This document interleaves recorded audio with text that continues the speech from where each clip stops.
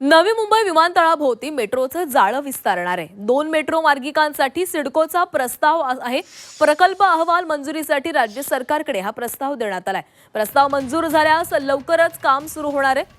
मुंबई आणि नवी मुंबई आंतरराष्ट्रीय विमानतळ मेट्रोनं जोडण्यासाठी नव्या मार्गिकेला राज्य सरकारनं मंजुरी दिलेली आहे। असं असताना सिडकोने या विमानतळाच्या पूर्वेकडील बाजूस मुंबई शिव महामार्गासह समांतर अशा आणखी एका मेट्रो मार्गिकेची आखणी केली आहे। मेट्रो 1A आणि मेट्रो 2 अशा 2 नव्या मार्गिकांचा सविस्तर प्रकल्प अहवाल राज्य सरकारच्या मंजुरीसाठी पाठवण्यात आलेला आहे। यातील एक मार्गिका मुंबई नवी मुंबई मेट्रो 8 मार्गिकेस जोडली जाणार आहे। त्यासाठी 5,557 कोटींचा खर्च अपेक्षित आहे। नवी मुंबई विमानतळ सुरू होण्यापूर्वी सिडकोनं बेलापूर ते पेंधर दरम्यान मेट्रो मार्गिका 1 कार्यान्वित केलेली आहे। विमानतळ सुरू झाल्यानंतर या प्रकल्पाभोवती मेट्रो मार्गिकांचं आखणी वेगानं केली जात असून सिडकोनं विमानतळाच्या पूर्व भागास जोडणाऱ्या नव्या मेट्रो प्रकल्पाचा आराखडा तयार केलाय।